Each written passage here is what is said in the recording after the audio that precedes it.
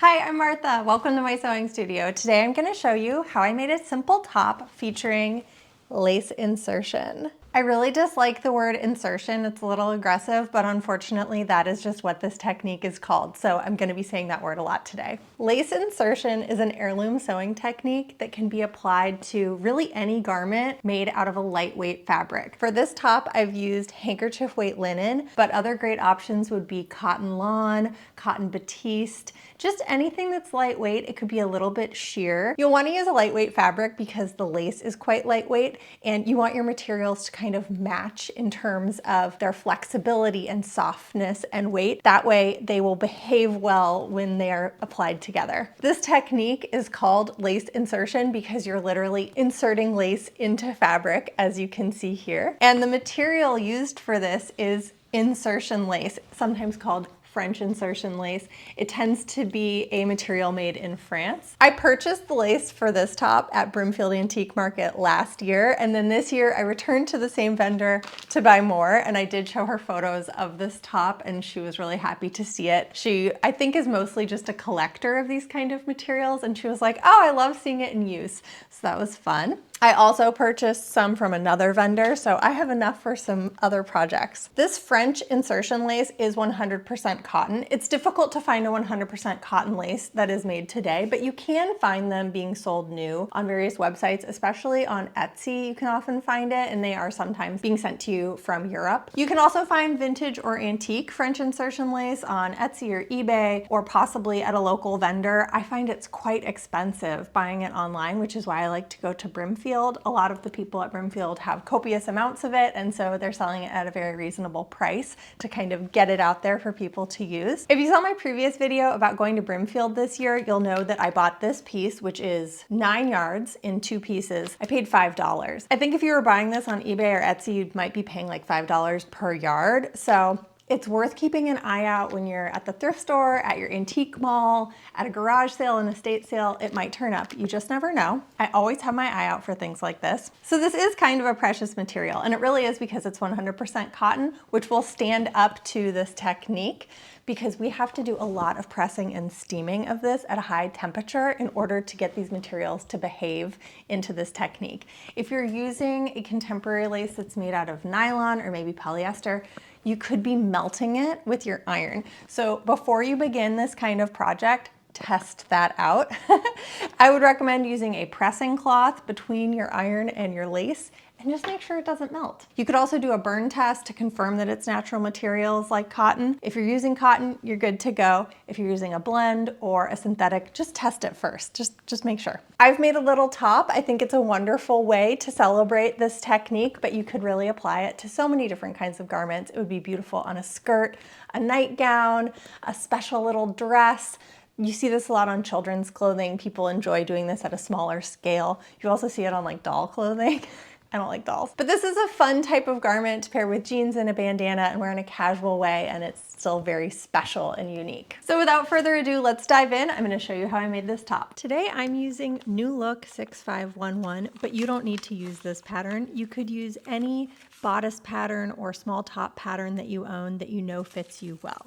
I have modified this in order to get the fit that I want, so I'll just show you those changes I made to my tissue before we dive in. This has a dart coming into the arm's eye, into the armhole there, and I've rotated it to the side seam. That's just my personal preference.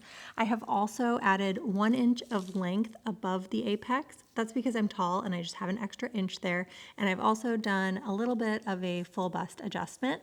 These are pretty minor changes, and so you can see when I overlay the original tissue, it's not a huge change, but this will result in a better fitting top for me. I've also added that length to the back piece, and with that completed, I'm ready to move on to the lace insertion technique. For this project, I'm using a remnant of handkerchief weight linen, and I don't have very much fabric. I have pretty much exactly what I need, so you can see I have placed my pattern pieces very snugly together for cutting.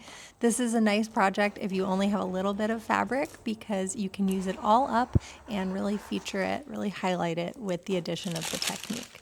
Now that I have my pieces cut out, I'm going to go ahead and mark my darts. I'm using Crayola ultra washable markers. These are my favorite marking tool for this kind of project. Anything that you know you're going to be throwing in the washing machine or even hand washing, these markers always come out. I've had a great success rate. So there the darts are, they're in, and it is time for us to bust out the lace. I have 7 yards of this lace, so I have more than enough for the project. It's always nice to know you're not going to run out, but if you have a smaller amount, this is nice because you can plan it to use every little last bit, and that's always satisfying to use something up. Here I've just laid out sort of what a bow shape looks like, but we're not actually going to be tying a bow. I'm going to place the lace very deliberately into a bow shape, and you can kind of move it around, fuss with it a little bit, and add in those little folds. I think it makes it look very natural when you fold the lace in that way, and when we sew it down, it will be locked into that position, which looks really cool. Once you're happy with the placement of your lace, you can pin everything down. I'm going to use glass head silk pins, and I highly recommend glass head pins or pins with no head on them, the ones that are all metal, because we're going to press this flat once everything's pinned down. You can see here it's nice and flat. This will make it easier to sew and just easier to work with in general. I'm taking this over to the sewing machine, and on our first pass, we're going to sew the outside edges of the lace. You're going to go around the entire circumference of your design, catching both sides of the lace. I'm using a very narrow zigzag stitch, but you could also use a straight stitch. And again, just paying attention to only catch the edge of your lace and obviously going through your fabric beneath it. Anywhere where you have these little folds, you can leave those unstitched down. It's a little bit easier to see on the back. It's okay. They will stay in place even if they haven't been sewn down. The next thing we're going to do is trim away this fabric. This is the scariest part of the project. Make sure you have a very sharp pair of fabric shears, and we're going to carefully cut away the linen fabric from between the lace. You can feel with the tip of your scissors if you're catching the lace or not, so go slowly. This has been sped up, but I promise I go very slowly and I take my time and just carefully make your way all around each side and catch each edge so you're removing the fabric that goes behind the lace. Here you can see me taking off the second side so you get an idea of what's being removed. I've left myself a seam allowance of about 1/8 of an inch. You can leave a larger amount if you think that's going to be easier for you, and you can always trim it more later, but we are going to press these seam allowances out of the way and stitch them down again. When you're pressing them, you press away from the lace. And be careful of your fingertips here, especially if you're using steam in your iron, because you can burn your fingertips. But just carefully push everything out of the way. I like to use the nose of my iron. And if you have any areas that are really stubborn and you can't really get the fabric to stay out of the way when you want it to, I highly recommend using a clapper. It is a wooden tool, and as you can see here, it's just gonna clap down on the fabric. It holds the steam in, and it will ensure that those seam allowances stay where you want them to. So now that everything is pressed out of the way, we're ready to do our second pass on the sewing machine. And once again, you could use a narrow zigzag stitch or a straight stitch. Here I've already done it. And what you're doing is securing those seam allowances into place. I started and stopped many times while doing this. It just helps you be accurate and rotate your fabric as you need. So I'm going to trim away all my extra threads at this time. Since I didn't tie an actual bow, but I want this to look like I did, I'm adding a little rectangle to the center of that tied portion of the bow. This will help sort of fake that look of what a neat bow looks like. And we're gonna just repeat the exact same technique that you've done up until this point, but instead of having linen behind your lace, it's more lace behind your lace. So work carefully, because obviously it's a little bit of an uneven material, but it shouldn't be too tricky after you've had the practice up until this point, and I think it looks really cute once that square has been added to the center of the bow. It's time to work on the back of the garment. I have a seam down the center back, and I've serged either side of that, and I'm just going to go ahead and sew them together. The reason I've done that is so that there will be a slit at the back neckline. Makes it a little easier to fit your head through when you're taking this on and off. Now I'm going to bring over that front piece and match everything up at the side seams. And this is how I'm going to decide where the lace will start and stop on the back piece. You can see here, that's where I want the lace to match up. So I'm just gonna mark it again with my Crayola marker. And then it's super simple to lay out your lace and make sure that it ends in both of those spots. So here's my bit of lace. I'm just gonna have this sort of simply fall in a straight line across the back, but you could make another bow here. You could have it much more active if you wanted to, but I like it just sort of wrapping around the circumference of the body, sort of the suggestion that the bow continues. So I've sewn that down and obviously pressed it. It looks nice and crispy here. And I'm gonna go ahead and cut it away.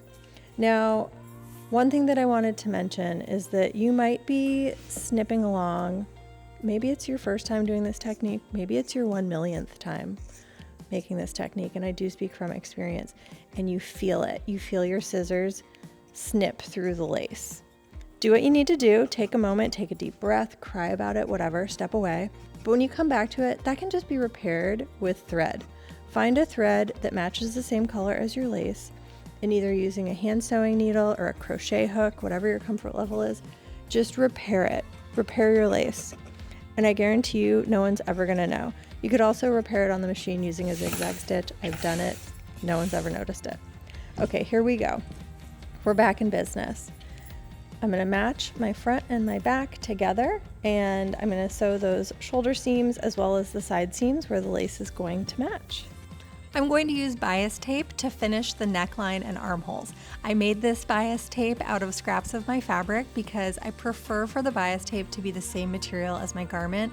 That way the fabric is the same and it just behaves really well, it washes well, it wears well. So after pinning that down, I will sew it, trim anything that needs to be trimmed and press it to the inside. And here you can see I'm using an edge stitch foot to sew that down. This is such a neat, easy finish. And as you can see, I'm gonna be done with it really quickly. When you've finished your binding, you just need to hem this and then add a button and a button loop. I crocheted my button loop, but I'm sorry I forgot to film that part. But I am using an antique French glass button, just as a nod to the origin of the lace. And that's it, your garment is finished. It actually comes together very quickly. And here it is, the finished top. I love this sweet detail. I think it pairs well with jeans. It's a nice casual thing to wear, but it has a dressy touch. People always will stop and ask about it. Let me know if you give this technique a try. I think it's really fun. Thanks so much for joining me today. I am still new to YouTube, so if you can like and subscribe, it means a lot to me. It helps me get pushed out into the algorithm, and I'm really excited to be here. I've been having a lot of fun making these videos. This one was a long time coming. I filmed the majority of it like a year ago and then just kind of didn't have the courage to post it here on YouTube. And since I've started posting regularly, I'm really enjoying myself. I like doing these longer videos and I like demonstrating techniques. So if there's anything that you'd like to see me make, leave a comment below. I love hearing from you guys. All right, I'll see you next week.